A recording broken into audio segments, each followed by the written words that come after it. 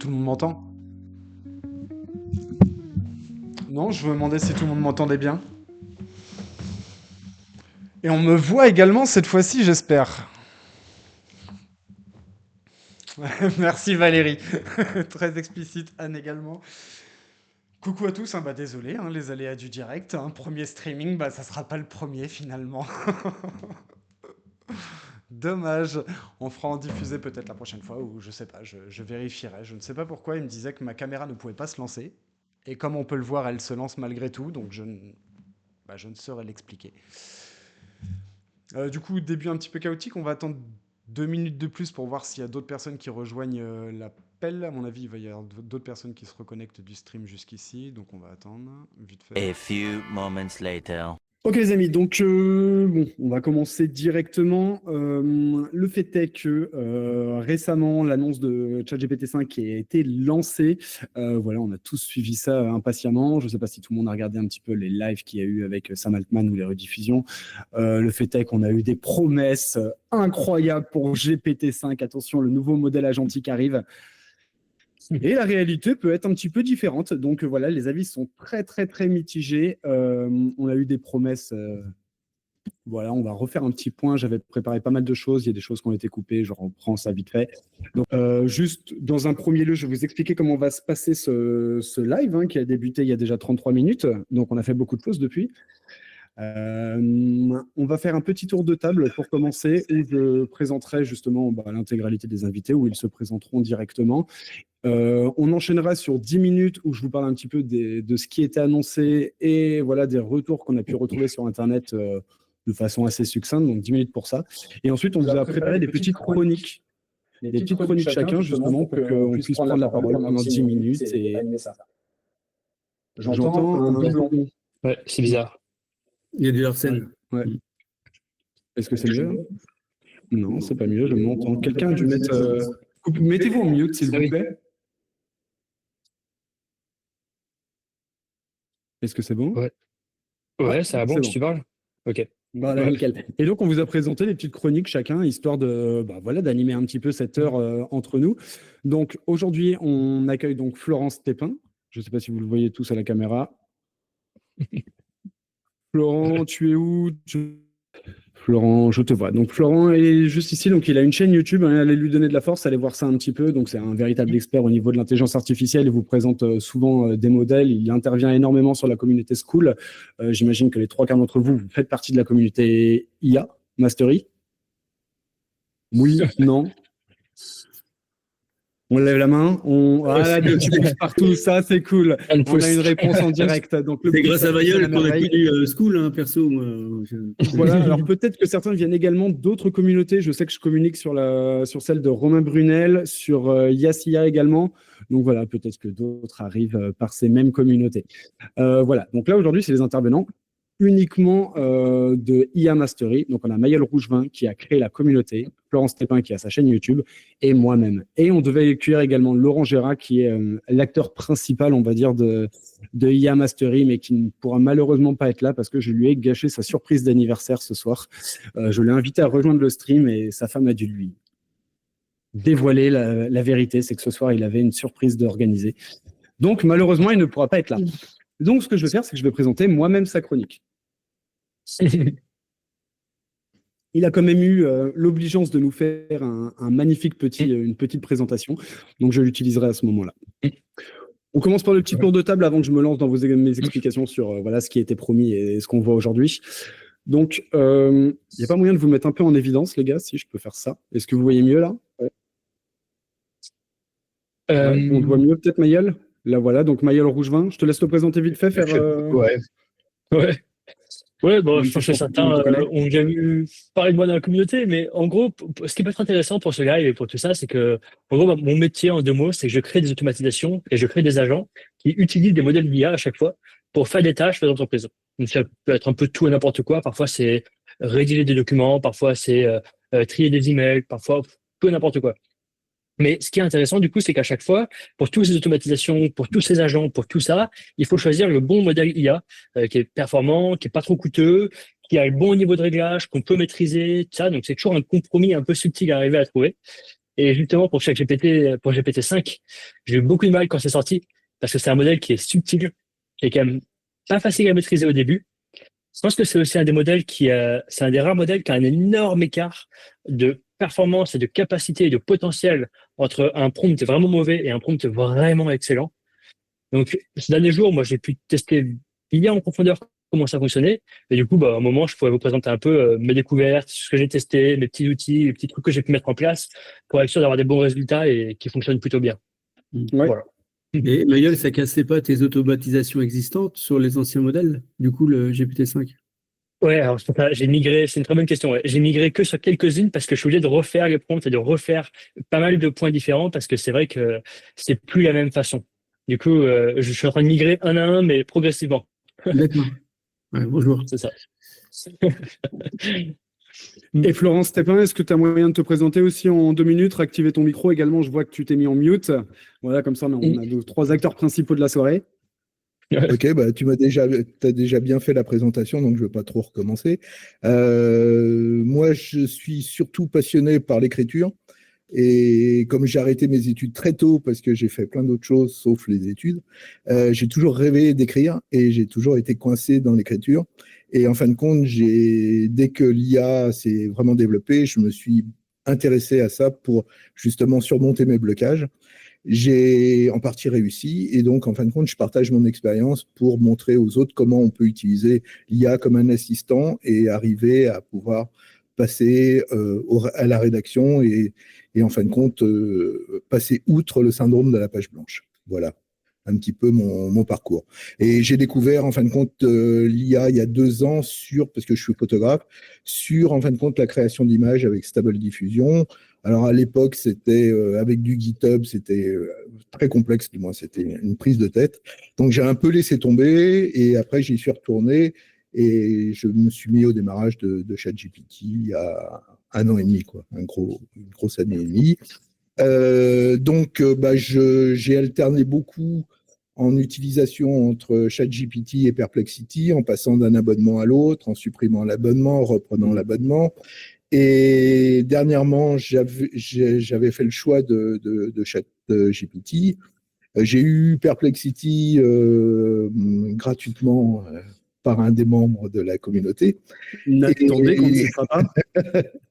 Et donc, après, je me suis posé la question parce qu'en fin de compte, j'utilise de moins en moins ChatGPT puisque j'ai découvert Manus et qu'avec Manus, j'ai des possibilités qui sont vraiment décuplées, surtout avec le React. Bon, je ne vais pas faire tout un exposé sur le React, mais en gros, c'est en fin de compte une boucle d'auto-amélioration qui permet à la fois de raisonner, d'analyser, d'écrire, de réétudier ça, et aussi avec la possibilité donc pour le rédacteur de pouvoir valider ou pas et relancer de nouvelles itérations. Donc Manus pour moi actuellement c'est ce qu'il y a de mieux pour écrire, que ça soit du court ou du long. Et donc, j'ai fait des essais avec les versions de ChatGPT 4.1, 4.5. J'ai été déçu par les deux. Et donc, avant de supprimer mon abonnement, comme il y avait tout un pataquès sur la sortie de GPT-5, j'ai attendu ce modèle.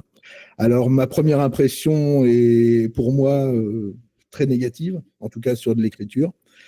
Parce que je trouve que d'abord que c'est bloqué au nom de tokens, c'est-à-dire qu'en fin de compte, ça ne nous permet pas d'écrire, de faire du long texte. Je trouve qu'il y a une certaine paresse, c'est-à-dire qu'il y a déjà dans OpenAI, en général dans tous les modèles, c'est-à-dire qu'il faut sans arrêt le pousser, parce qu'il cherche avant tout à économiser ses ressources. Que là, je trouve que c'est décuplé peut-être à cause de la sortie marketing qu'il y a eu et qu'il y a énormément de gens qui s'y mettent et qui ont du mal à pouvoir gérer ça. Donc, voilà un petit peu ma première impression de ChatGPT 5. On reviendra quoi qu'il arrive sur ton impression par la suite. Ouais. Voilà, en sachant que voilà, tu vas avoir aussi ton donc 10 minutes où tu vas pouvoir présenter ça et tu vas pouvoir le déglinguer devant tout le monde, il n'y a pas de souci. On te laissera la parole, tu vas démonter ChatGPT, on compte sur toi là-dessus. Voilà, moi c'est aussi pour ça que je t'ai invité. Tu m'as dit que tu n'aimais pas, j'ai dit ah, ça c'est cool. Voilà, donc rassure-toi, tu auras ton temps de parole après. On va abréger pour les présentations, voilà, histoire que ce soit pas trop long au moins pour cette première partie-là. Voilà, et puis pour ceux qui me découvrent depuis peu peut-être sur la communauté, moi c'est Romain Elias, donc j'ai une chaîne IA, une chaîne no-code. Voilà, je suis principalement sur YouTube et je suis un passionné d'IA et de no-code depuis presque 3 ans désormais. Donc voilà, ça fait un petit moment que je mets le nez dedans et voilà, depuis peu, je suis vraiment tombé fou amoureux de l'intelligence artificielle depuis 1 an et demi et je passe mon temps dessus, je l'utilise tous les jours, voilà. Et quand j'ai vu GPT-5 qui arrivait, vous imaginez bien que j'ai sauté sur l'occasion. Donc voilà, il y a eu un agent qui est sorti juste avant, je me suis dit, waouh, on va le présenter et finalement, ils nous sortent GPT-5 derrière, donc autant faire une pierre deux coups. On va parler directement de GPT-5 avec ses capacités agentiques qui sont directement incorporées au modèle. Donc, comme je vous disais, petite présentation rapide. Donc, j'étais sur Comet, je continuais voilà, de tester un petit peu ça depuis qu'il m'a partagé un lien. Et donc, j'avais fait une recherche. Et au niveau de ce qui a été annoncé par Sam Altman, on reviendra après sur le réel et sur ce que le retour des utilisateurs finalement, et pourquoi pas le vôtre, hein, si vous voulez mettre en commentaire, n'hésitez pas surtout. C'est une fiabilité renforcée et moins d'hallucinations. Donc, pourquoi pas? On reviendra dessus sur la partie hallucination parce que c'est pas exactement ce qu'on croit. Finalement, il y a toujours autant d'hallucinations, mais c'est corrigé différemment. Donc, on reviendra dessus quand ce sera la partie de Laurent Gérard que j'animerai moi-même.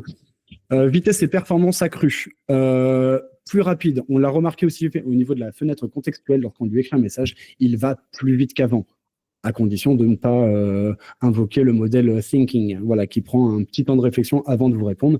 Mais normalement, c'est censé être beaucoup plus rapide, beaucoup plus efficace. Un raisonnement avancé. Il nous parlait auparavant d'un niveau quasiment optimisé. Aujourd'hui, on parle d'un niveau plutôt doctorat. C'est comme si on échangeait avec un professionnel finalement dans son domaine. Il est censé être spécialisé partout. Il est meilleur que tout le monde partout. Il a éclaté tous les benchmarks officiellement. Voilà. Après, il y a eu un petit peu de mensonge pour la commercialisation et le lancement marketing. Et encore une fois, on reviendra dessus après. Il nous parle de génération et de logiciels vibe coding. Donc, qu'est-ce que c'est le vibe coding? Finalement, ça va être la génération, on va parler de no-code, l'utilisation directement en ligne. Et en gros, le ChatGPT va pouvoir utiliser lui-même des outils extérieurs pour vous rendre des livrables. Donc, par exemple, vous lui demandez une présentation PowerPoint. Il va pouvoir utiliser de son côté des outils pour pouvoir vous les remettre directement en version PowerPoint. Pourquoi pas? Donc voilà, il a la possibilité d'utiliser des outils à l'extérieur. Au niveau de la multimodalité, il est censé gérer plus efficacement les textes, les images, les sons. Je n'ai pas vu une grande différence là-dessus. Au niveau de la personnalisation de l'interface et du ton. Alors, ils nous ont annoncé, oui, on va pouvoir choisir voilà, entre cynique, robot, nerf à l'écoute. Et tout ça se fait dans les custom instructions, hein, pour ceux qui ne l'auraient pas découvert. Donc, ça se fait sur les custom instructions. Et au final, c'est juste 2-3 petits boutons qu'ils nous ont ajoutés qui nous permettent d'identifier le ton. Mais auparavant, on aurait pu le faire de la même façon. Je ne vois absolument pas ce que ça peut changer là-dessus. Et simplification au niveau des modèles, c'est qu'actuellement, il n'y a plus que 3 modèles affichés, enfin 2 au niveau pour l'ensemble. Et si vous activez les anciens modèles, on reviendra encore une fois là-dessus, si vous actionnez les anciens modèles, vous pouvez activer soit GPT-4o, soit GPT-5 Thinking, soit GPT-5 classique. Voilà.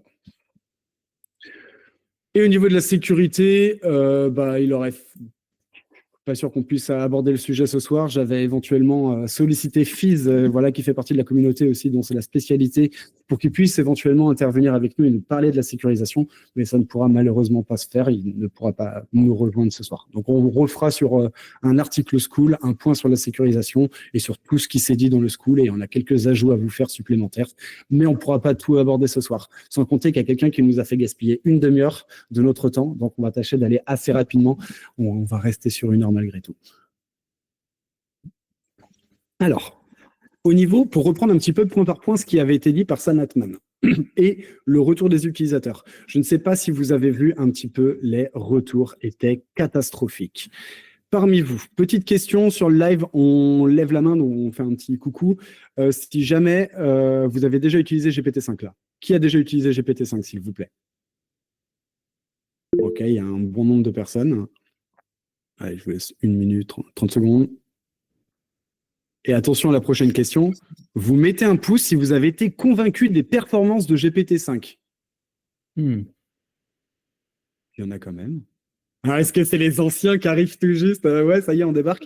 Je sais pas. Négatif. Ah, il y a des pouces vers le bas, ça y est, ça arrive. Voilà. Donc, c'est vrai que ça a Il été prépare assez, quand grandiloquence sur Internet. ChatGPT s'est fait démonter. Sam Altman est revenu sur ce qu'il a dit. Donc, la veille, il nous dit, vous allez voir, c'est un modèle incroyable. J'ai testé GPT-4 depuis le lancement de GPT-5 et c'était gênant. Voilà, j'ai même pas pu revenir sur l'ancien modèle parce que mon nouveau modèle est tellement performant que c'est ridicule de retourner sur les anciens modèles. Donc, ils les ont tous supprimés. Et finalement, qu'a dit le grand public? Est-ce que tu peux nous remettre les anciens modèles, s'il te plaît? Parce qu'on constate une régression finalement sur le modèle GPT-5 qu'on n'avait pas auparavant. Il y a beaucoup plus de choses qui étaient possibles avec le modèle 4O. Et aujourd'hui, soit on ne comprend pas bien le modèle, ce qui est possible, vu qu'il vient juste de sortir, et peut-être qu'on n'a pas encore toutes les billes pour bien le comprendre. Mais donc, il y a eu une demande de la part du public pour réintégrer les autres modèles. Et OpenAI a fait demi-tour. Et depuis cette nuit, normalement, vous pouvez activer les anciens modèles d'OpenAI. Ils avaient tous été retirés. Et je vous montre très rapidement. Est-ce que tout le monde voit bien mon écran là? C'est bon, ouais. Voilà. Donc, lorsque vous êtes dans le chat GPT, je reprends. Actuellement, on voyait GPT-5, GPT-5 Thinking. Et si on va dans les paramètres, ici, vous avez possibilité d'activer les anciens modèles. Show Legacy Models. Donc, moi, je l'ai activé. Je ne sais pas pourquoi.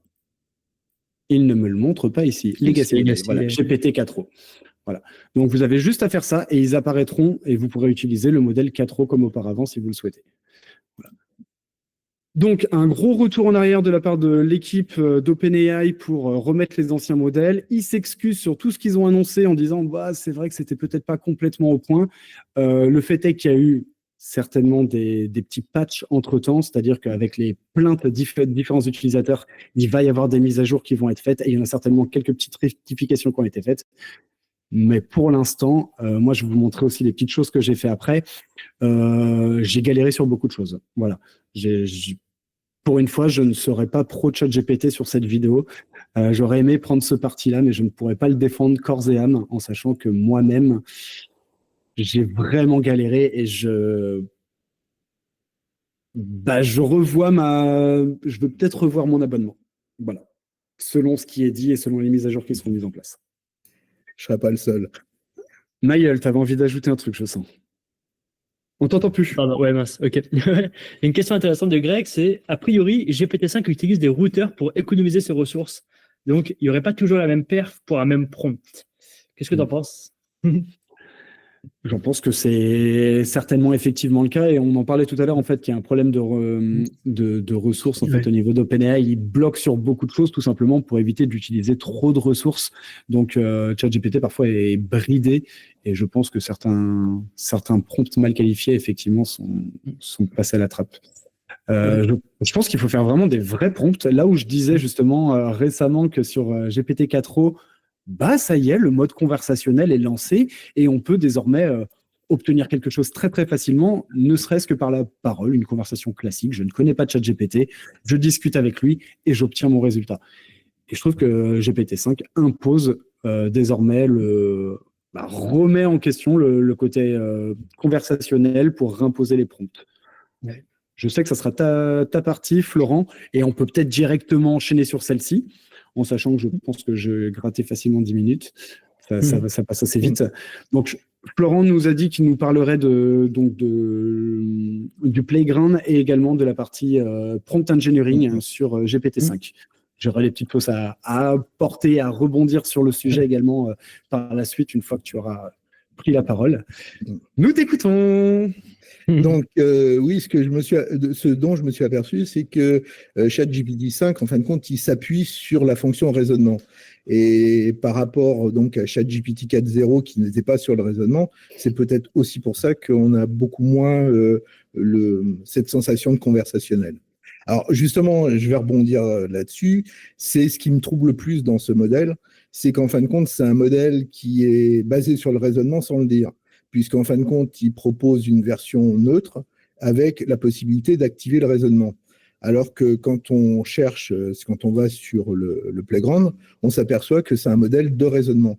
Donc, je me demande si, en fin de compte, c'est pas plutôt un modèle de raisonnement qui permet de supprimer le raisonnement. Donc, c'est là où le bas blesse. Alors, bref, franchement, je cherchais le meilleur modèle pour moi, pour utiliser, pour faire de la critique analytique. C'est-à-dire, j'utilise Manus, donc qui est comment dire, un modèle agentique, qui me permet donc de pousser très loin la symbiose entre l'écrivain et l'intelligence artificielle, mais j'avais besoin quand même d'avoir une tierce personne, donc en plus de moi, d'avoir une IA qui pouvait faire une analyse critique. Donc j'ai essayé un peu tous les modèles que je connais, du moins que je peux utiliser, et je me suis aperçu que celui qui correspondait le mieux pour moi, c'est Gemini 2.5.pro, que j'utilise actuellement jusqu'à aujourd'hui, j'utilisais gratuitement. Et donc, j'étais un peu bloqué, puisque comme moi, je fais des textes longs, au bout de 2 questions, paf, j'étais bloqué, il fallait que j'attende le lendemain pour continuer. Donc, c'était pas très, très pratique. Donc, je voulais quand même éviter de cumuler tous les abonnements. Donc, j'ai attendu la sortie de GPT-5. Donc actuellement, utilisateur payant. Hein. Voilà. Donc, j'ai utilisé GPT-5 et j'ai pas du tout été... je trouve que, en tout cas, pour moi, c'est largement en deçà au niveau de la critique analytique, c'est nettement en deçà de Gemini 2.5.pro. Alors après, je me suis demandé pourquoi. Je me suis dit, bon, bah, qu'est-ce que je fais? Puisque j'ai déjà fait une vidéo il y a quelques temps, de savoir est-ce que ça valait le coup de continuer avec un abonnement ChatGPT, alors qu'on avait ChatGPT avec le Playground, et qu'en fin de compte, on payait à l'usage, et vu le prix, c'est-à-dire quand c'est pas des automatisations ou des choses comme ça, le prix, c'est extrêmement bas, en tout cas beaucoup plus bas que le coût d'un abonnement. Maintenant, je me pose encore plus la question, puisque quand on regarde la différence entre ChatGPT 5 dans l'abonnement payant et ChatGPT 5 dans le Playground, on s'aperçoit qu'on a beaucoup plus de possibilités dans le Playground. Déjà, on a 4 options qui permettent de choisir l'intensité de la réflexion, ce qu'on n'a pas autrement. Et aussi, Mayol m'a montré, alors par contre, ça c'est vraiment un truc, mais je le laisserai développer ça parce que je l'ai testé, c'est la possibilité, en fin de compte, de faire des prompts, du moins d'optimiser les prompts. Et j'avoue que c'est vraiment fort. Je pense que ChatGPT 5 m'a enthousiasmé pour la possibilité du prompt, c'est-à-dire pour créer des prompts, pour analyser les prompts et pour optimiser les prompts. Pour le reste, non. Voilà, si je peux faire un résumé. Alors, j'avais créé un... Tu pourrais nous faire une petite démo, quelque chose comme ça là pour le prompt engineering. Comment tu l'utilises toi parce que bon, certains se posent peut-être la question. Ok, rédige des bons prompts, mais comment tu t'y prends? Est-ce que je sais pas, hein, est-ce que tu as moyen de nous montrer ça peut-être éventuellement? Alors, je pense que des fois une démonstration est plus parlante que 1000 mots. Ok. Donc, je l'ai partagé. Je vais essayer de partager mon écran, tout l'écran, et je vais partager celui-là.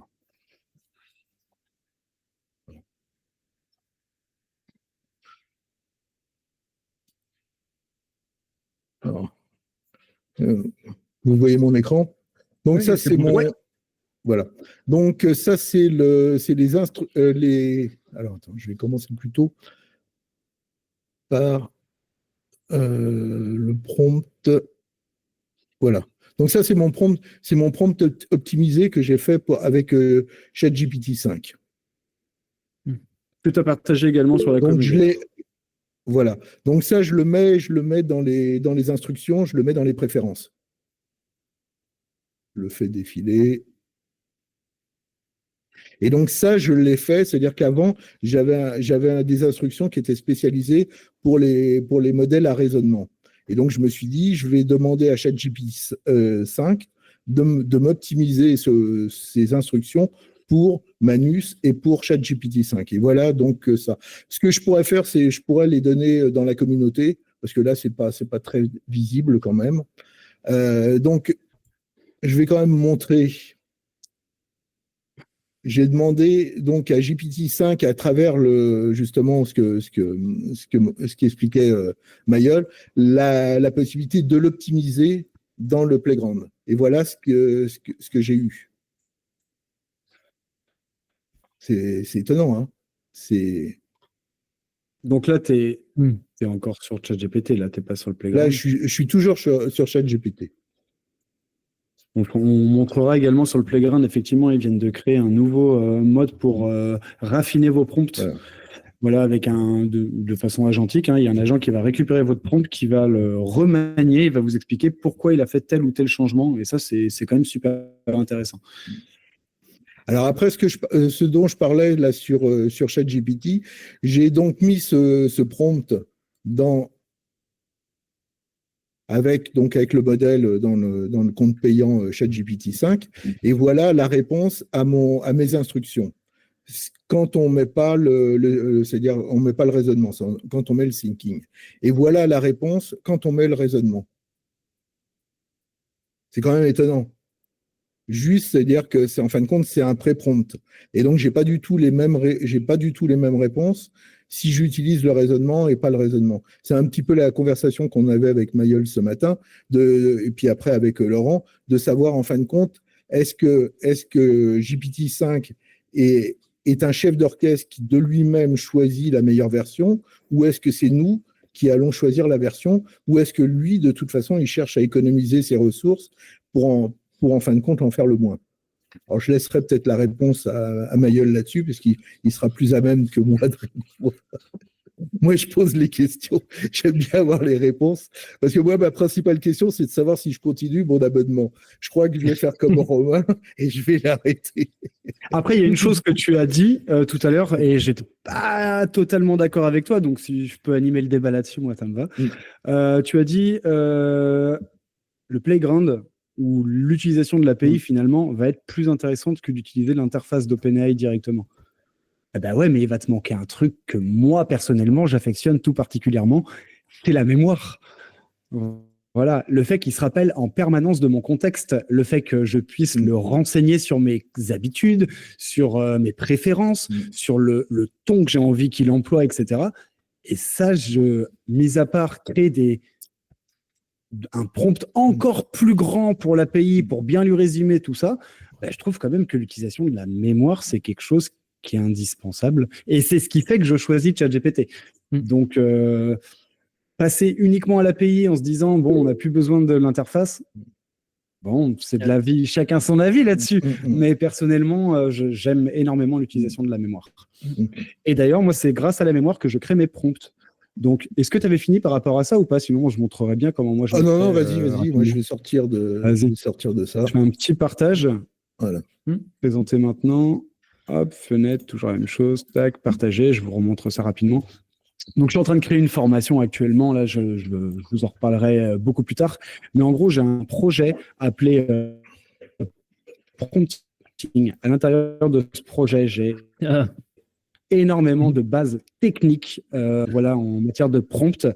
Donc, j'ai un peu ça, avec ces fichiers-là, vous faites de ChatGPT une machine de guerre du prompting. Voilà. Donc, tout ça, ça fera partie de ma formation et il y aura tous les documents qui seront téléchargeables et compagnie et vous pourrez faire la même chose que moi. Merci, Matt. Je ne sais pas si c'était pour moi le petit pouce levé, mais j'apprécie quand même. Le fait est que moi, si je lui demande par exemple ici un prompt, j'avais demandé prompt pour GPT-5 pour la présentation de GPT-5. Eh bien, il va utiliser tous les documents qu'il a en mémoire en sachant que dans un dossier, je ne vous ai pas montré ça, dans un dossier, il y a des instructions, donc un pré-prompt qu'il est possible de lui donner un peu comme un GPT finalement, pour éviter d'avoir à reformuler sa demande et à prompter à chaque fois lors d'une conversation avec lui. Et voilà un petit peu le style de prompt qu'il a réussi à me sortir, quoi. Est-ce que vous voyez bien tout l'écran? Tout le monde, c'est bon? Ouais, c'est bon. Parce que moi, je suis masqué avec les caméras un petit peu. Donc, voici le prompt qu'il m'a donné. Donc, moi, je suis parti quand même de quelque chose de... Voilà, je lui ai fait un point, je lui ai donné du contexte et j'ai écrit seulement ça. Voilà. J'ai écrit seulement ça. Et à partir de ça, il m'a sorti un énorme pavé pour faire la présentation PowerPoint que j'avais partagée sur la communauté. Donc voilà, je trouve que c'est assez bien organisé. On a du gras, des majuscules quand il faut. Je ne comprends pas pourquoi il m'a mis du gras alors que c'est écrit spécialement dans ses instructions de ne pas mettre de markdown. Mais voilà, GPT-5 en fait qu'à sa tête. Donc ça, c'était un prompt, par exemple. Et j'en avais fait un autre un peu plus haut, je pense. Voilà, j'ai dû en faire un ici. Bon, juste un petit peu de contexte, etc. Bon, vous constaterez, moi, c'est mon pote. Voilà, je coécris avec ChatGPT, d'accord? Comme je vous le dis, j'utilise les méthodes que je vous présente. Je suis un binôme avec ChatGPT et je trouve que ses performances sont mieux exploitées si on lui dit qu'on travaille en binôme. Et voilà un autre prompt qu'il avait pu me sortir. Et grâce à ça, il utilise toutes les méthodes, les techniques et les formats de prompt possibles. Il mélange tout ça et il me dit voilà la meilleure option possible. Donc voilà le type de prompt qu'il est capable de me sortir, qui sont plutôt intéressants, quoi. Et en 2-3 clics, quoi. Voilà, c'était juste histoire de vous présenter tout ça. J'ai pas la même méthodologie que notre ami Florent. Il y en a qui utilisent comme ça un projet en mode prompting ou un GPT peut-être éventuellement. Oui, Anne. Ouais. Ah, quelques-uns. Et pour les autres, vous utilisez peut-être des générateurs de prompts, par exemple celui de Blodoc, éventuellement. C'est intéressant de tester celui de Blodoc avec GPT-5. Ouais. Parce qu'il y avait beaucoup testé, mais avec 4 voilà, Pro, c'est vrai que... c'est vrai qu'avec 5, il faudrait qu'on le teste. Ouais. Et certains l'ont testé, éventuellement, le Promptia Expert, parce que je ne l'utilise pas, hein, bien sûr, mais avec GPT-5. Je n'ai pas encore testé, mais franchement, il est bon son GPT, donc couplé à du GPT-5. Non, personne n'a généré de prompt depuis. Ok, donc ça c'était sur la partie prompting, et vu qu'on a parlé du raffinement des prompts depuis l'interface d'OpenAI et que Maël, c'est toi qui nous en parlais tout à l'heure, tu veux bien prendre la main éventuellement pour nous montrer ça? Bien sûr, bien sûr. Alors, je vais montrer un petit peu. Il y a un outil, je ne sais pas si beaucoup d'entre vous connaissent, mais il y a un nouvel outil qui est apparu dans la plateforme, et c'est un outil qui permet d'améliorer les prompts. C'est bien pratique parce qu'en fait, on met un des prompts qu'on utilise au quotidien, et il va l'analyser, le lire, et se demander, OK, comment est-ce qu'on pourrait l'améliorer? Qu'est-ce qu'on pourrait mettre de mieux? Donc, je vous montre un exemple. Je vais en prendre un prompt que j'utilise pour un agent, par exemple. On va prendre lui, par exemple. Non. C'est comme dans le Playground. C'est ça, c'est exactement dans le Playground, c'est ça. Et c'est. Je pense que quand les gens voient ton écran, ils sont dégoûtés. Ils se disent, je ne comprends rien à sur quoi ils travaillent actuellement.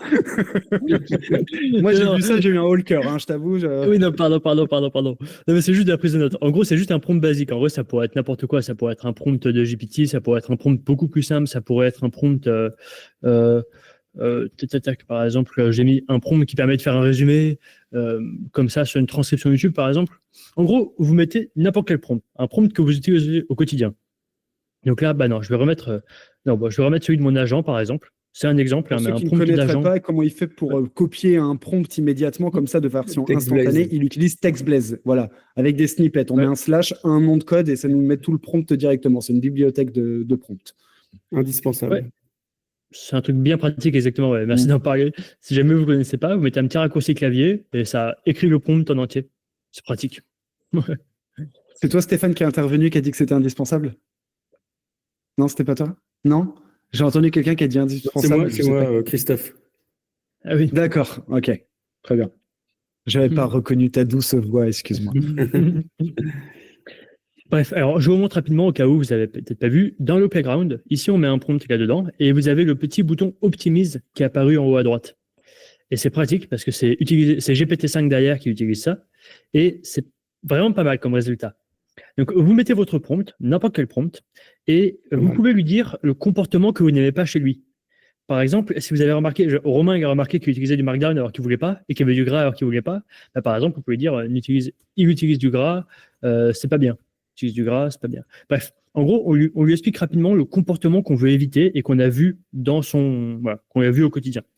On peut aussi ne rien mettre, il va simplement regarder le prompt, l'analyser et voir comment l'optimiser. Il va faire son travail. Donc parfois, ça prend 1 minute, 1 minute et demie, 2 minutes, parce que c'est GPT-5 Thinking, il est un peu long des fois. Mais donc voilà, vous pouvez mettre tous les prompts que vous avez, tous vos meilleurs prompts. Si en plus, je ne sais pas s'il y en a beaucoup d'entre vous qui se sont fait une petite bibliothèque de prompts, mais ça, c'est très sympa, ça. Une bibliothèque avec les meilleurs prompts, vous mettez tout au même endroit.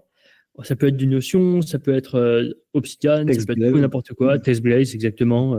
On en parlait avant. Ouais, c'est ça. Ouais, il y a une vidéo de Romain TextBlaze là-dessus. Bref, on peut se faire son petit pack de prompts. Et une fois que vous avez fait votre pack de prompts, vous mettez les prompts un à un là-dedans et il les améliore. Et moi, j'aime bien parce que non seulement il les améliore, mais en plus, il met un commentaire sur pourquoi et comment il veut les améliorer. Donc, bon, ça prend un peu de temps. C'est énervant. Mais ça vaut la peine. Parce que c'est pas mal comme résultat. Alors, j'en profite. Ouais. Non, je te Non, laisse vas-y. continuer. Parce qu'en fin de compte, j'ai fait ce test-là et je vais partager mon écran parce qu'en fin de compte, j'ai réussi à avoir les 3 versions et on voit en fin de compte le travail que fait cet optimiseur. Ok. Et c'est assez bluffant. Je passe là. Moi, je le fais en live. Super. Voilà. Et donc, en fin de compte, ça, c'est l'original. C'est le prompt que j'ai fait pour Manus. Et donc, j'ai demandé à l'optimisation. Donc, il m'a fait une première version. Et donc, il met en commentaire tout ce qu'il a fait. Et c'est bluffant. Hein. Ouais. Parce qu'en fin de compte, tu as tout le prompt et tu vois toutes les interventions qu'il a fait et pourquoi il les a fait. Et donc, après, j'ai repoussé et j'ai relancé une deuxième fois. Et donc là, en fin de compte, il a rajouté 50 mots. Il en a supprimé 82. Et donc, je l'ai refait une deuxième fois et il a rajouté 41 mots et il en a supprimé 37. Et là, en fin de compte, il a extrêmement condensé le prompt. Ouais. Est-ce que tu peux cliquer sur Review Change pour montrer aussi un peu aux gens tu as un bouton en dessous tu as un gros bouton en bas marqué Review. Alors, attends. Tu vois le gros bouton Optimise en noir en bas de ton écran, non? Oui. Ah ouais. Et juste au-dessus, tu peux cliquer sur du Review. bleu. Ouais, c'est ça. Juste au-dessus du bleu, ouais. Alors, attends. Par contre, j'ai un double écran et j'ai. Ah, mince. Bref, en gros, si tu peux cliquer sur Review Change, ça va montrer tous les correctifs et les commentaires. Tu vois ou pas, il y a marqué plus 41, moins 37. Non, parce que j'ai un truc et moi, ça me met arrêter le partage au-dessus. Si tu peux masquer. En masquant. Voilà. Et tu vois, il y a marqué plus 41 juste au-dessus. Non? Voilà. Yeah. Parfait. C'était là. Ça y est, c'est là? C'est bon? Non, ça va marcher. Bon, c'est pas grave. Je le montrerai après sinon. D'accord. Ouais. En tout cas, j'ai trouvé que c'était bien parce qu'en fin de compte, ça permet de pouvoir optimiser un prompt et de voir les résultats et en fin de compte de choisir quelle est la meilleure version. Donc ça, tu nous l'as fait découvrir ce matin. Je vous le conseille, n'hésitez pas à l'utiliser. Je pense qu'il faut qu'on abrège sur la partie prompting. Je pense qu'on a fait un bon tour. Ça fait largement plus de 10 minutes. Si on va avoir le temps de parler de l'automatisation un petit peu des workflows et de l'utilisation que tu en fais, notamment Maïeul, sur aussi bien au niveau pro que perso, j'imagine. Voilà, que ce soit dans ton business ou bien pour ton quotidien. Qu'en est-il? Moi, il y a une question que je m'étais posée et je pense que je suis pas le seul. J'utilise donc également des workflows sur Make, sur N8N, peu importe. Et je me demandais, en fait, à la sortie de GPT-5, est-ce que je vais être obligé de remanier tout ça? Est-ce que je vais être obligé de changer le modèle sur chacun de mes workflows? Est-ce que le jour où GPT-5 sort, tous mes clients vont m'appeler pour me dire ça marche pas là, on fait comment? Donc voilà, je ne répondrai pas à la question. Je te laisse la parole là-dessus. Et si tu peux nous aiguiller un petit peu et nous faire part de ton expérience. Ouais, alors c'est intéressant parce que quand GPT-5 est sorti, moi j'étais le premier sur le live à vouloir regarder, être en mode waouh, ok, très bien, c'est génial. Et puis quand j'ai commencé à le prendre en main dans l'API, à le mettre dans mes agents, à le mettre dans mes automes, j'ai été vraiment dégoûté au début. J'étais en mode ok, c'est très bizarre parce qu'on n'a pas les réglages de température, on n'a pas tous les réglages un peu précis, c'est un peu bizarre. Et puis sa manière de réagir, parfois il met 4 minutes pour faire un truc, parfois machin et tout. Bref, j'ai beaucoup de mal à comprendre au début et j'ai dû passer beaucoup de temps. Et en fait, plus je suis rentré dedans, plus je me suis mis vraiment à creuser comment ça fonctionnait, etc.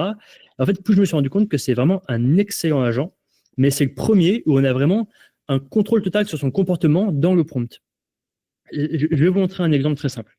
Je vais vous montrer un truc que j'ai découvert qui est hyper utile. Je vous mettrai le lien juste après. Prompt GPT-5, prompt. Ok, voilà. Il y a OpenAI qui a sorti, ils ont une team de chercheurs qui travaillent avec eux à chaque fois, sur tous les modèles qui sortent.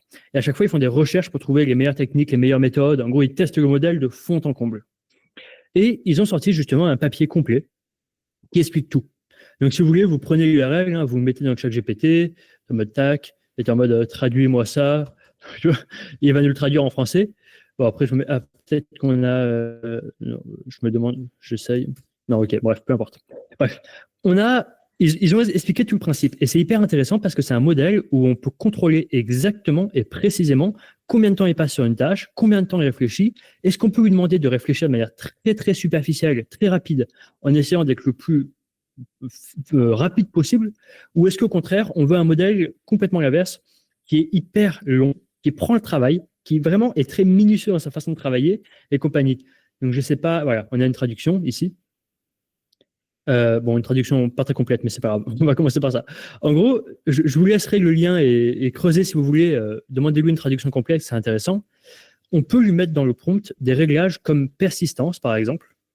Et ça permet d'aller vraiment en profondeur et lui demander soit d'être hyper complet, hyper minutieux et de vraiment genre prendre 10 minutes pour une tâche, ou alors, au contraire, être très rapide, être en mode chatbot, être le plus rapide possible et quitte à faire des erreurs, être le plus rapide possible. Donc, il y a un peu de tout ça. Donc, je vais vous mettre ici, vous avez un petit bouton, vous avez View as Markdown, comme ça.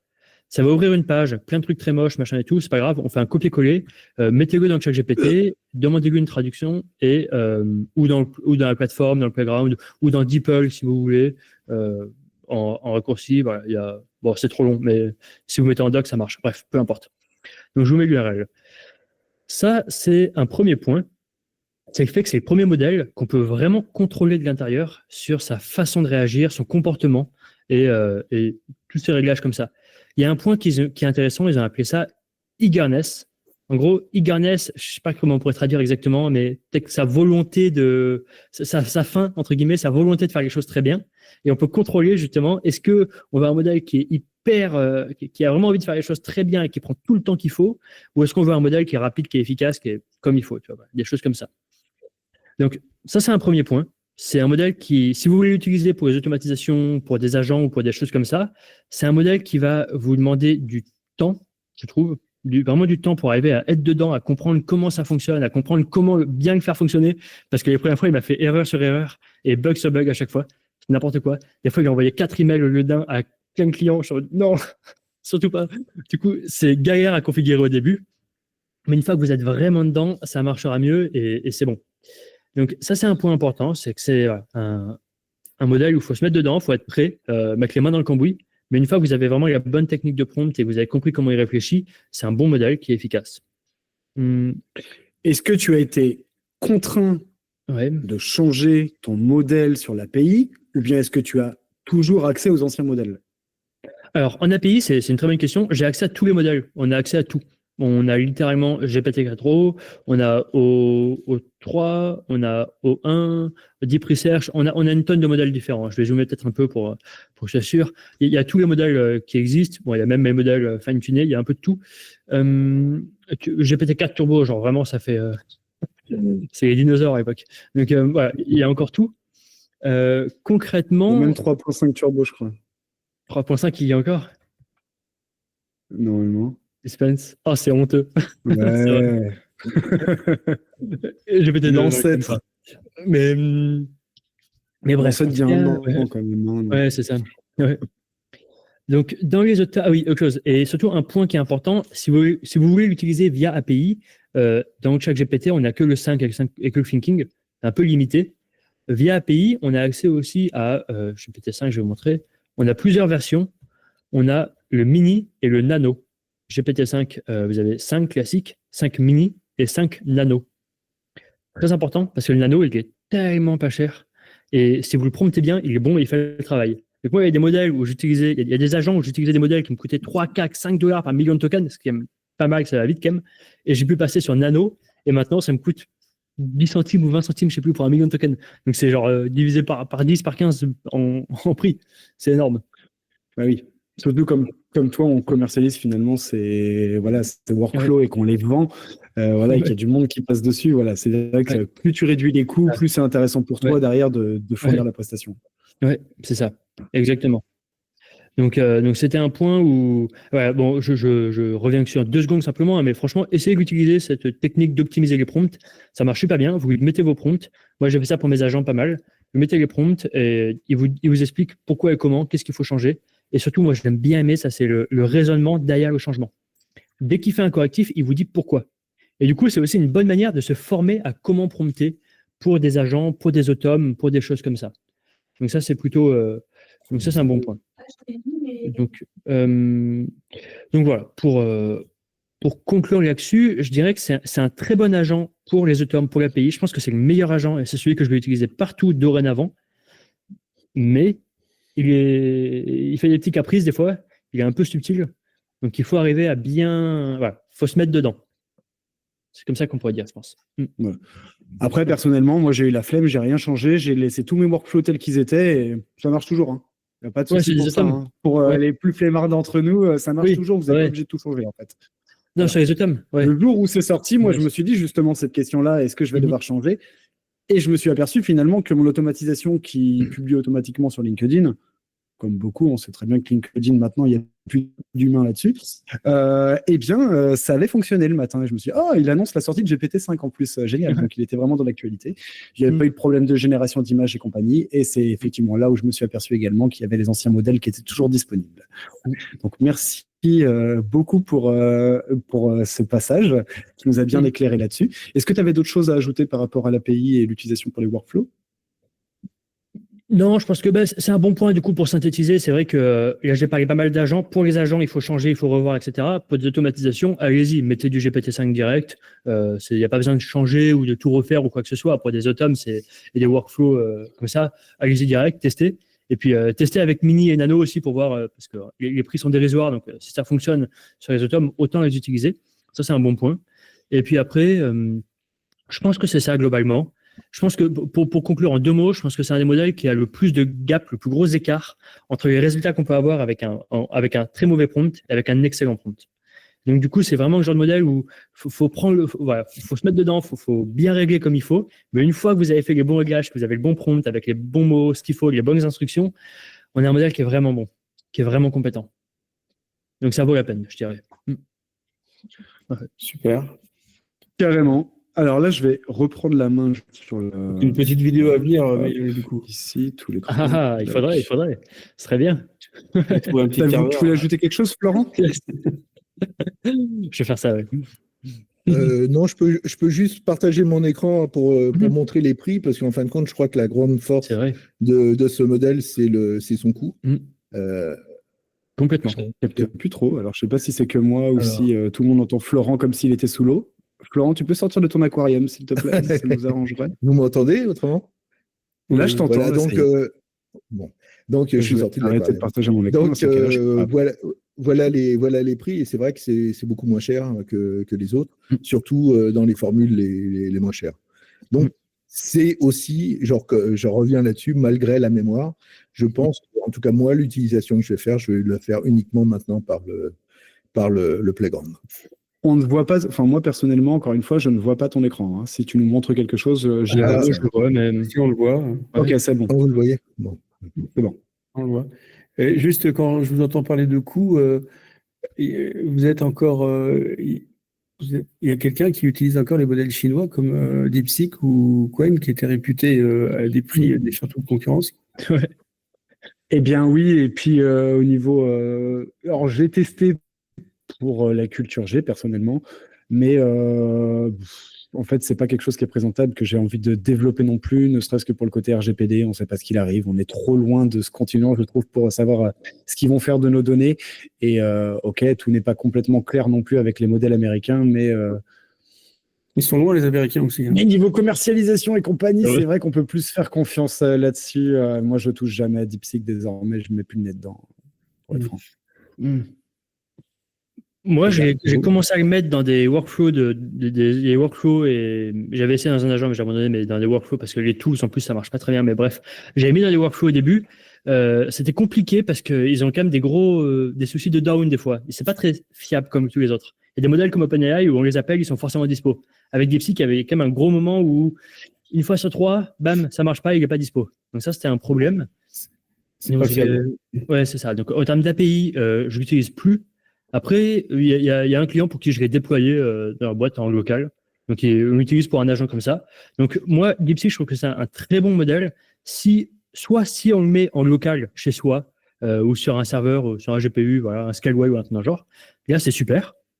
Si on passe à Perplexity, il y a quand même plus de contrôle RGPD. Il y a quand même, bon, c'est pas aussi bon qu'en local, évidemment, mais c'est quand même mieux que des Chinois, je trouve, personnellement. Rien contre les Chinois, mais DeepSeek a quand même pas mal de preuves. C'est vrai que dit comme ça, je n'étais pas fou. Hein. Non, c'est vrai. Je suis content qu'on soit pas sur ma chaîne à ce moment-là, tu vois. mais voilà. Donc, non. concrètement, oui, via Perplexity, oui, j'utilise. En local, c'est très bien. Après, via leur API à eux, pas trop. Pas trop confiance. D'accord. Un petit pouce dans la commu là pour ceux qui utilisent encore DeepSeek. Est-ce qu'il y en a? Ou un pouce vers le bas Après, si la vous mode. préférez pour dire non. Ouais, Valérie non, Greg aussi. Ah. iPad. Ouais, non. Donc, si, il y a quand même une personne qui l'utilise. Je sais pas, il était caché derrière un autre pouce. J'ai pas vu qui c'était, mais. Ok. Donc, Et comme disait Manuel, installer. Il a perdu en popularité, Ouais. visiblement. Ça peut être intéressant. DeepSeek. C'est comme GPT ou OSS, du coup, il y a des choses. Amina, tu ne connaissais pas le. C'est ça, ouais. Tu ne connaissais C'est un pas excellent modèle pour DeepSeek. Surtout que c'est un qui a plein de variantes. C'est pas mal. C'est que même ceux qui n'ont pas un ordi de taré, ils peuvent quand même l'utiliser. Comme il y a pas mal de variantes. Tu veux que je prenne la parole, Romain? Pardon de te couper, Maëlle. Bien sûr, vas-y. Ouais. Oui, pardon, On t'écoute, Romain, Amina. tu m'as posé une question. Il n'entend Tu pas. m'as posé une question. J'ai pas Disons, entendu. est-ce que je connaissais ou pas DeepSeek, c'est ça? Oui, c'est Ouais. ça, parce que j'ai vu que tu avais laissé un petit emoji comme ça. Je me suis dit peut-être Oui, qu'elle oui, ne connaît j'ai pas dit, éventuellement. Non, quand même pas. Non, je suis restée perplexe parce qu'en fait, ce qui m'intéresse chez DeepSeek, c'est quand même, c'est hyper rapide. Quand j'ai des petites questions comme ça, genre pour résumer, ou pour quelque chose de vraiment culture générale où il n'y a pas d'enjeu de confidentialité ni rien, bah, je bifurque sur DeepSeek. Très bien. Tu as un abonnement payant Allez. sur un autre LLM ou pas? Que avec ChatGPT, le D'accord. place. Donc, c'est déjà pas mal. Ok. Parce que ça Oui, m'a oui, fait mais je suis penser un aussi petit peu avec à des Laurent gens. Gérard qui. Ah. Pardon, excuse-moi. Oui, je te disais que je suis aussi en contact avec sur des communautés anglophones où il commence déjà à y avoir des freebies gratuits avec ChatGPT Plus, Prompts et tout ça. Donc, c'est très, très rapide. Ouais. Ok. Merci. Merci à toi. Avant qu'on redonne la parole aux autres, je pense qu'on se fera un petit tour vite fait si vous avez certains envie de prendre la parole, annoncer peut-être une anecdote ou quelque chose comme ça. Je voulais juste présenter ce qu'avait fait Laurent Gérard quand même, histoire qu'il ne l'ait pas fait pour rien. Donc, je vais vous Ouais, c'est intéressant. Hop, partager. En fait, il avait fait la présentation des anciens modèles, donc comment ça fonctionnait jusqu'à aujourd'hui et quelle est finalement la différence qu'on ne voit pas. Parce que comme il l'a intelligemment dit tout à l'heure lorsqu'on était en visio, parce qu'on s'est fait une conférence juste avant de vous retrouver, qui fonctionnait très bien d'ailleurs. Et donc, il m'expliquait justement que sur l'ancien modèle OpenAI, finalement, lorsqu'on utilisait l'interface, eh bien, on allait passer un message à un agent conversationnel, donc un LLM, un large langage modèle, qui allait récupérer l'information, la traiter et nous la renvoyer directement. Alors qu'à partir de maintenant, ça a un petit peu évolué. Est-ce qu'on peut descendre, s'il te plaît? Donc là, tu vois, interface web, etc. On revient dessus. Donc, il comparait à d'autres modèles qui faisaient un petit peu les mêmes choses et qui ont commencé à développer le côté agentique. Donc là, on parle de Deep Search, etc. Et donc, le modèle agentique, cette fois-ci, on va mettre en place, on va dire, un chef d'orchestre, on va l'appeler comme ça, un chef d'orchestre qui va répartir les ordres sur différents agents, donc ils sont plusieurs autour d'une table finalement, et en fait il va dispatcher le travail aux différents experts pour qu'ils puissent lui rendre le livrable souhaité.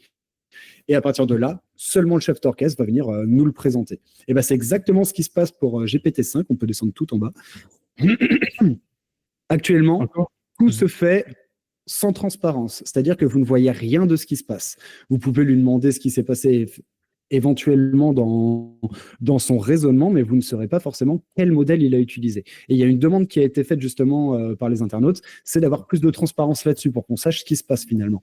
Parce qu'en fait, ce qu'ils ont fait, c'est qu'auparavant, le modèle était éclaté en 3O, 4.5, 4O, etc. Tous les modèles un petit peu énigmatiques qu'ils nous avaient mis en place sans trop nous expliquer à quoi ça correspondait.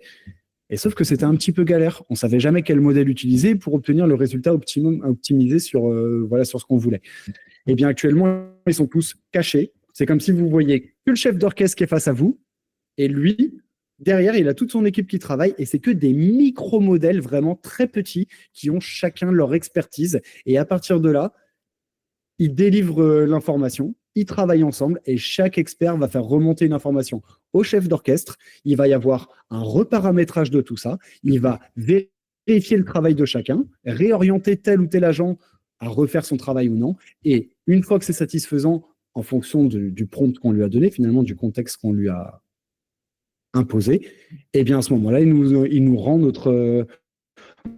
notre livrable. Donc, il nous répond à notre question. Et tout à l'heure, on a dit dans l'intro qu'il faisait moins d'hallucinations actuellement. Eh bien non, ça aussi, c'est quelque chose qui est caché également dans l'interface, que vous ne voyez pas. Mais finalement, il va y avoir quelque part un agent qui sera là pour stopper une hallucination, qui va vérifier ce que fait un des autres agents qui va pouvoir proposer. Il va proposer une connerie, lui, il va vérifier les conneries qu'il a dit, et il va dire « ça, on ne peut pas le présenter ». Donc, il y a toujours autant d'hallucinations qui sont faites par les modèles parce qu'on ne peut pas les éviter. En fait, le modèle va raisonner, va imaginer des choses, va récupérer des mauvaises informations et va halluciner. Par contre, il y a un contrôle qu'on ne voit pas qui se fait après pour corriger justement ces différentes hallucinations. Donc, vous avez l'impression que c'est mieux. C'est effectivement mieux au niveau de la réponse, mais le modèle hallucine toujours de la même façon. Voilà, c'était la petite parenthèse aussi au niveau des hallucinations. Ouais. Ouais, c'est intéressant de comprendre. Parce que c'est vrai que nous, on voit rien en final. Hein. Maintenant, on a jusqu'à hier, on n'avait que 2 modèles, le 5 Thinking, et derrière, tout a disparu. Donc voilà, il faut savoir que tous les modèles existent encore, ils sont juste cachés, et c'est le chef d'orchestre, GPT-5, qui décide à quel agent il délivre les informations.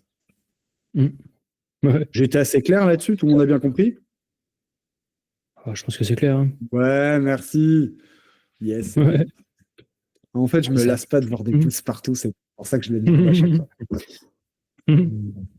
Ouais, ceux qui veulent creuser au point de vue technique, on appelle ça la mixture of experts. Et c'est ce principe, c'est hyper intéressant du coup, c'est quand on a ce modèle maître, chef d'orchestre comme tu disais, et plein de petits experts qui appellent pour des tâches spécifiques. Et, c'est intéressant.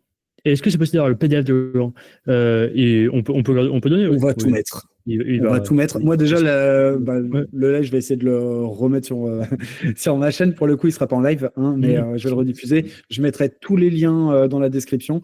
Et je pense qu'on va également faire un article School avec le résumé de tout ça, avec l'intégralité des liens dont on a parlé. Moi, j'ai également des articles qui sont sortis. Voilà, j'avais des annexes que je vous avais mis de côté, que j'avais préparé pour le live, mais que je n'ai pas mis en place. Et puis, bon, tout a été un petit peu chamboulé derrière, mais avec les annonces qui avaient été faites pour OpenAI, ensuite le retour des internautes, voilà, il y a pas mal de petites choses que je vous avais mis de côté, donc je vous mettrai les liens vers chacun de ces articles si jamais vous voulez vous en inspirer ou bien regarder ce qu'il en est. Et en plus de ça, je vous mettrai également le prompt système de GPT-5 qui a été généreusement partagé par Laurent Gérard. Voilà. Moi, je l'ai mis dans mon dossier prompting, notamment. Comme ça, il se comprend mieux lui-même, il est conscient de ses propres capacités pour pouvoir vous délivrer le meilleur de ce qu'il a à vous offrir. Voilà. C'est comme ça que j'utilise tout, du moins. C'est pour le donner à ChatGPT. Parce qu'on a toujours tendance à croire que, vu que c'est lui, il se connaît bien. Non, en fait, pas forcément. Il a des capacités, mais on ne lui a pas dit « rappelle-toi qui tu es ». Donc voilà, c'est bien de lui dire de temps en temps, et un petit document qui est-ce qu'il va aller chercher, Laurent, ce système là. Il a toute la panoplie des prompts système, Laurent Gérard. Ouais. Il y a des contacts. Je ne saurais pas te dire. Je ne sais pas. Voilà, c'est ça, il a le bras long. Il part à San Francisco. Mais l'avantage, c'est qu'il partage avec tout le monde. Voilà, tout le monde y a accès. Pour ceux qui voulaient le prompt système de Manus, je ne sais plus ce qu'il avait partagé, mais il avait tout fait. 4O, il avait fait Claude. Vous tapez sur la communauté. Prompt système dans la barre de recherche en haut sur IA Mastery. Vous allez tomber dessus. Et pour ceux qui ne font pas partie d'IA Mastery, qui viendraient depuis une autre communauté, je vous invite à la rejoindre. Hein. On s'amuse bien et on communique bien là-dessus, en tout cas. Il n'y a que du beau monde. Ouais. Dernière partie. Est-ce que les gars, vous aviez un truc à ajouter, Florent? Ça fait longtemps qu'on ne t'a pas entendu. En plus, on ne te voit pas. On se demande si tu n'es pas parti prendre un bain entre deux. Moi, je me vois. En tout cas, moi, je me vois. Ouais. Je suis tout en dessous, là, mais je me vois. Justement, je vais partager, parce que je l'ai traduit en français, le prompt qu'avait fait Laurent Gérard. Donc, je vais vous le partager. Je vous conseille quand même, quand vous partagez des documents, de les laisser en anglais pour ma part. Bon, après, ça, ils savent tout, Voilà. mais vous utilisez Non, mais moins en tout cas, c'est pour les lire, quoi. Après, j'ai les deux versions. J'ai la version originale qu'il a fait, puis donc je l'ai traduit en français. Et Romain, tu dis en anglais, mais moi je me souviens que tu nous avais conseillé de faire nos instructions en chinois. Non, j'ai pas dit ça. J'ai dit que pour reformater la mémoire et réduire la place qui se trouvait dans la mémoire, Oui, c'était la il y mémoire. avait possibilité de le changer de langue, effectivement. Bah ouais. Mais déjà, le passer du français à l'anglais, ça prendra moins de place dans votre mémoire. Parce que c'est une langue qui utilise quand même moins de caractères. Donc l'anglais, c'est quand même mieux, ça prend moins de place. Et puis, les modèles sont initialement en anglais. Donc, je peux que vous conseiller de les mettre en anglais. Hein. Après, vous faites ce que vous voulez, bien évidemment. De toute façon, il fera la traduction lui-même. Et je crois que ça crée un petit... C'est plus rapide quand c'est en anglais parce que du coup, il n'a pas la traduction. Enfin, je sais plus. Il y a un petit... C'est mieux de le faire en anglais. Après, chacun fait comme il veut. Est-ce que certains d'entre vous, si on a tous pris la parole et qu'on a dit ce qu'on avait à dire, Florent, tu n'avais pas fini? Non, juste comme c'est l'anniversaire de Laurent Gérard, je vais finir par. Il nous a fait un très beau cadeau. Je ne sais pas s'il y en a quelques-uns qui l'ont utilisé. En fin de compte, de pouvoir prendre l'abonnement Gemini 2.5.pro avec à 37 € par an. Donc, je l'ai fait et j'en suis très content. Donc, s'il y a des gens qui veulent le faire, je pense que vous pouvez retrouver le lien sur la communauté. Alors, je ne sais pas où exactement, mais donc il a proposé ça et donc ça fait quand même une remise de 85% sur le prix public. Donc, c'est assez intéressant. C'est énorme. Voilà. Donc, c'est pour ça que j'ai sauté le pas. Très bien, on voit avec son poste, tu peux le retrouver. Ça m'intéressait de connaître votre sentiment par rapport au business. Les clients, enfin nous aujourd'hui, on est dans les communautés. On est à fond dedans, enfin je veux dire du matin au soir, on ne sait plus où donner de la tête. À un moment donné, bon, il faut se concentrer sur des choses parce qu'on ne peut pas tout faire. Mais dans la vraie vie de tous les jours, quand on parle à nos clients, l'IA, on se demande, il y a un décalage énorme, hein, incroyable quoi. Et je ne sais pas comment ça se passe chez vous, mais moi mes clients, ils disent oui, c'est vrai, effectivement, il faudrait qu'on s'y intéresse, mais j'ai pas l'impression qu'ils voient la vague arriver, quoi. Ça me rappelle un petit peu l'image du tsunami en 2004 où on voyait sur une plage de Thaïlande une personne qui allait à la pêche qui voyait pas du tout arriver le truc. Je suis un petit peu impressionné par tout ça. Moi. Moi, j'ai un peu l'impression que c'est l'avis général. Hein, finalement, on est vraiment une toute petite minorité à utiliser l'intelligence artificielle. Et si je suis sûr que si je demandais à tout le monde de mettre un pouce vers le haut pour tous ceux dont la famille ne vous comprend pas quand vous utilisez l'intelligence artificielle et qui se demandent pourquoi vous passez par là, voilà, il y en a de nombreux. Moi, personnellement, j'utilise ça constamment. C'est ma vie. Ma femme n'en a rien à foutre. Hein. Elle veut même pas en entendre parler. Donc, petite dédicace pour toi, ma chérie. Je suis sûr que tu es sur le live encore. Voilà, elle s'en tape complètement et je peux la comprendre. Et quand j'en parle à mes amis, ils sont tous là. Parce que ça va nous apporter, c'est pas la vraie vie. Et nous, on court, on sait pas où regarder. Et eux, ils sont là, mais on s'en fout. On s'en fout complet. Voilà, donc c'est vrai qu'il y a un gros paradoxe là-dessus, mais ouais. Ce matin, j'ai fait un petit GPT. Ce matin, je vais partir en Grèce là, dans 2 jours, rejoindre des copains pour faire un petit tour en voile. Et j'ai fait un GPT traducteur en grec, quoi. Je l'ai testé en GPT vocal. C'est vachement bien, quoi. Je pense que je vais les épater sur ce coup-là. T'as bien sûr tout compris quand il parlait en grec. Oh là, non, mais je comprends rien. Lui, c'est un traducteur, donc. Morgan, c'est vrai qu'il est pas mauvais. Donc, je pense que effectivement, tu vas impressionner les gens. C'est ça la méthode pour les mettre dans l'IA, en fait. C'est leur trouver un bon cas d'usage, leur montrer un truc, les impressionner, et après, ils sont en mode waouh, mais comment t'as fait? C'est ça. Ouais, c'est ça. C'est près du chef. Carrément. Ouais. Moi, j'ai galéré tout à l'heure.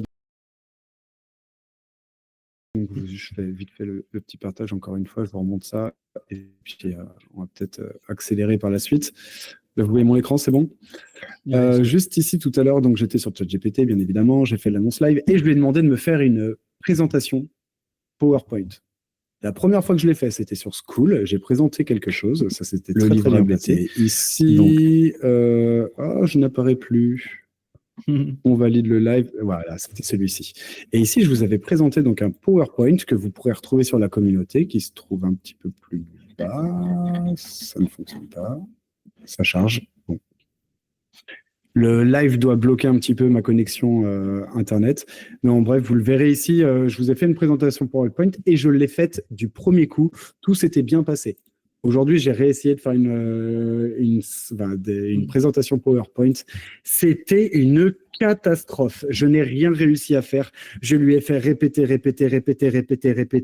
n'ai rien réussi à obtenir et j'ai même pas pu vous la présenter pour le live parce que ça m'a pris la journée pour n'aboutir à rien.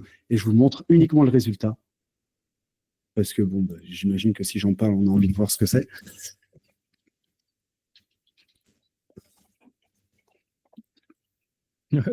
Et ça lag durement.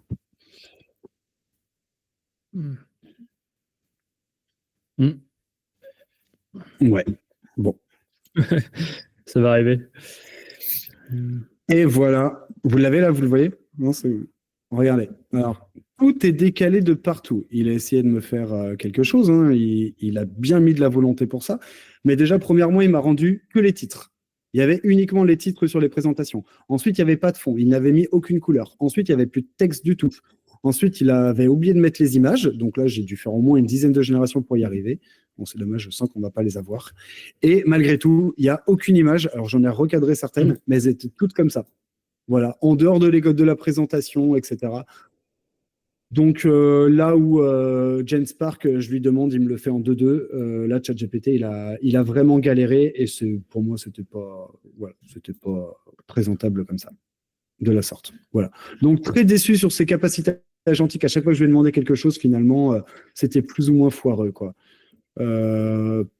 J'imagine que c'est Ouais, encore pareil, dans un prompt, tu lui as demandé de me faire Ouais, excuse-moi. t'écoutes. Non, je disais, de la même manière, moi, à mon retour sur GPT-5, je lui ai demandé de me générer un fichier HTML qui était facile à faire. Et à chaque fois, il me demandait, bon, est-ce que ça te va comme ça? Je te fais le fichier. Oui, oui, OK. Et à chaque fois, il me répétait la même chose d'une manière différente. Et au bout de 5 fois, je dis, là, à quoi tu joues, quoi? Et il ne l'a jamais sorti, quoi. Non, il voulait pas me le sortir. Il a fallu que je pose 5 fois. J'ai dit, bah oui, oui, oui, oui, oui. Infernal. Ouais. Il me l'a fait à 3 reprises aussi de me dire bon, je te lance ça tout de suite, hein. T'es sûr que c'est bon? Ouais. T'es sûr que c'est bon? Ouais, vas-y, je t'attends. Ah oui, hein. t'as fait ça aussi. Il m'a fait ça, ouais. Ouais, il me l'a fait. Et Ouais, quand ça il fait- te propose de télécharger le fichier, bah, comme par hasard, ça marche pas. Il dit, ah oui, je sais pourquoi, parce que ceci, cela, tac, il recommence. Il te refait la même chose. Ça marchait pas. On va dire que c'est les débuts. J'avais également essayé de tenter de convertir du PDF en JSON. C'était mauvais résultat. Hein. 4O me le faisait à la perfection. C'était génial. Là, il enlevait la moitié de mes informations. C'était pas du tout exhaustif. C'était ni fait ni refaire. Et encore une fois, j'ai dû repasser sur GenSpark. Hein. Donc finalement, pour ceux qui connaîtraient pas, c'est un peu comme Manus. Hein. GenSpark, c'est un agent, quoi, un super agent. Sinon, il y a certains avec qui un utilisent abonnement String. Mayol, t'as utilisé String? T'as testé? Non. On t'entend plus, Maël. Ah oui, mince. Pas encore, non. Je n'ai pas testé pour l'instant. Je ne suis pas rentré dedans. T'as Moi, testé? j'ai testé, mais bon, c'est déjà 49 $ par mois, donc déjà, ça fait réfléchir. Tu sais. À côté des 37 € d'abonnement Gemini de 5 Pro de Florent, bon, ça fait réfléchir. Mais manifestement, de ce que j'ai pu voir avec le crédit qu'il te donne au départ, il arrive à partir d'un prompt, il va faire tout le workflow.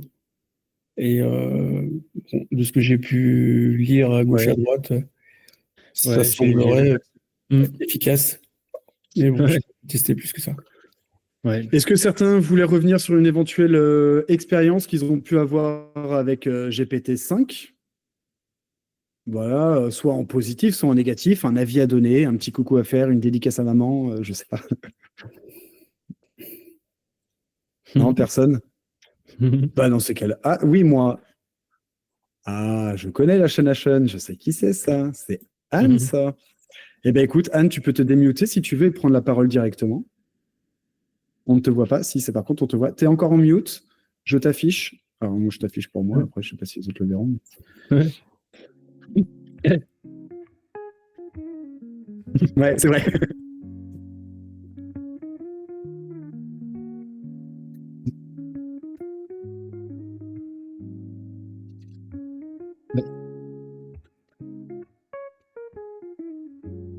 Ah, ça, Ok. c'est une Mais bonne nouvelle. sinon, Anne, On verra plus d'avocats en procès, comme on l'a vu récemment. Et Anne, tu Tu te as souviens bien des raison. documents confidentiels à ton... Non. D'accord, ok.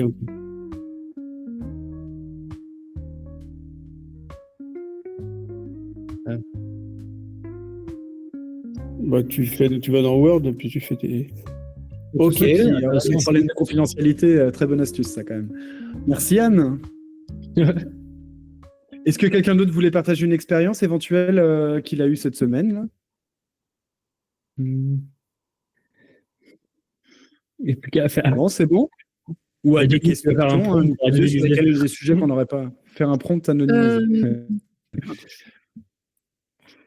Si Oui, je Amina. peux. Oui, Bien alors, sûr. excusez-moi, je vais me mettre ma caméra parce que j'ai Il n'y a pas de souci. un moniteur. Oui, donc j'allais juste dire que hier, en fait, j'avais eu un problème avec mon ordinateur. Il n'y avait pas Internet dessus. Et ChatGPT 5, ça aurait pu être, ceci dit, le 3 ou le 4. Mais en tous les cas, il avait diagnostiqué comme quoi c'était la carte mère qui ne fonctionnait pas. Et il m'a fait donc, pas l'agent, le GPT normal, le conversationnel. Il m'a donné toutes les instructions et donc j'ai pu paramétrer toute seule, relancer, en tout cas réinitialiser la carte mère. Et ça a fonctionné et c'est bluffant. Même chose, c'est cool. il m'a réutilisé. Ah ouais, non, mais franchement, ça m'a épargné d'appeler la FNAC et de me prendre dans la tête. Et ça a pris 3 minutes au lieu d'une heure minimum, quoi. Donc, c'était du bonheur. Parfait. Un point de plus. Ah ouais, Un point de plus pour ChatGPT. Ouais. c'est grandiose. Et puis, Ça aide. j'ai utilisé aussi pour coder, enfin, c'était une page sur un site internet qui était codé, qui marchait plus. Donc, je lui ai demandé de corriger l'erreur et il m'a refait un code, mais c'était sublime, quoi. Il y en a Donc, qui l'utilisent pour générer du code. Testé pas Moi, mal. personnellement, je fais très très peu de code. C'est vrai que je suis pas. Ouais, Valérie, ok. Georges Lucas aussi. On a des gros noms parmi nous. Christian, ok. Claude Code ou Claude classique?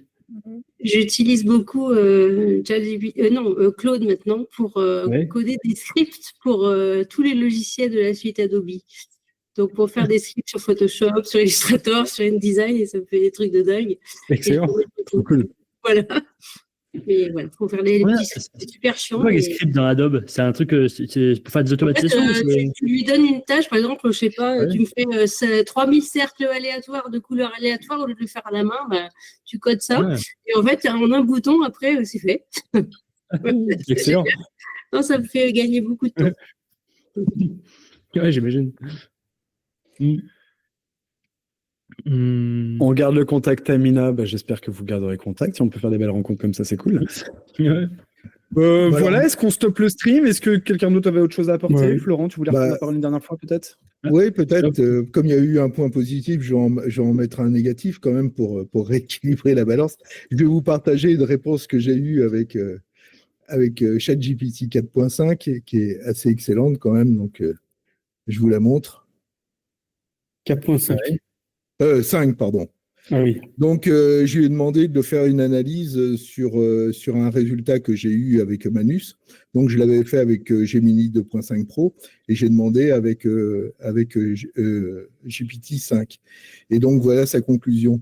Oui, la version Manus est nettement plus vivante et pédagogique que ma proposition précédente.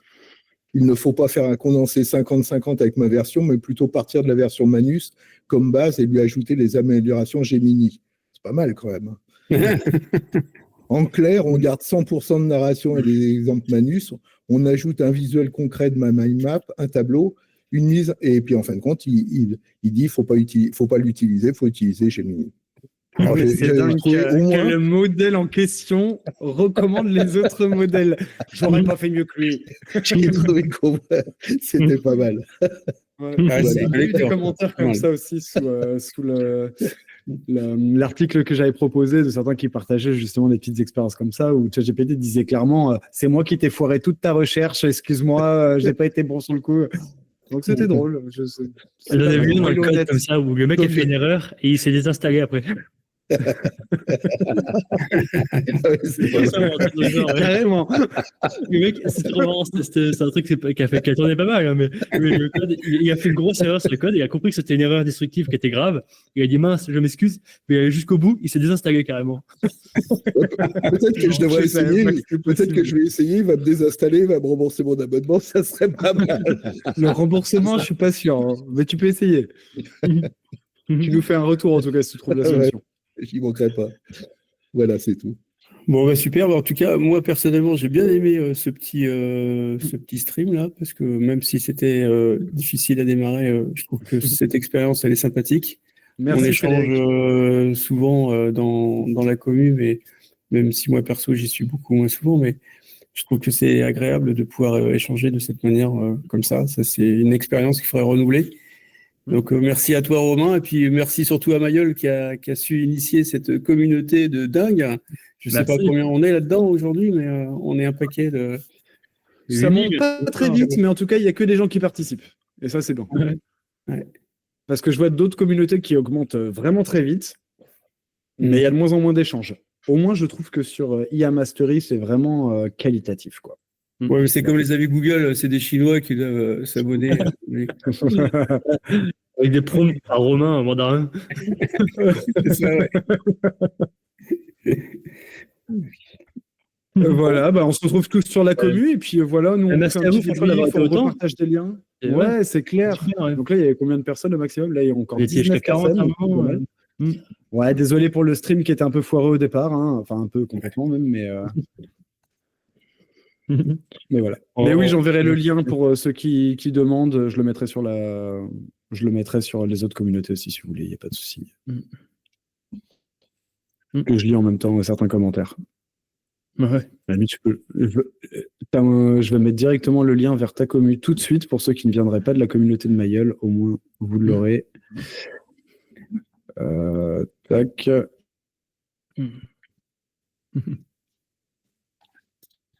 Hop. Et voici. Donc, je vous envoie pas mon lien d'affiliation, hein, je vous envoie le lien direct, hein, comme ça. Hop. Il n'y a pas d'embrouille. De toute façon, la communauté Ouais, pas est grand-chose à gagner, hein, gratuite. c'est tout, mais- Voilà, c'est ça. Un lien pour gagner 0 €. C'est ça. Tu auras 30% sur 0. Si Ça c'est marche. ça vaut le coup. Ouais. Bon, Bon, bah, bisous tout le monde, à très vite. ça baigne. À très bientôt. Bonne soirée à tout le monde. Au plaisir. Au revoir. Merci. À bientôt. Ciao. Salut. Au revoir.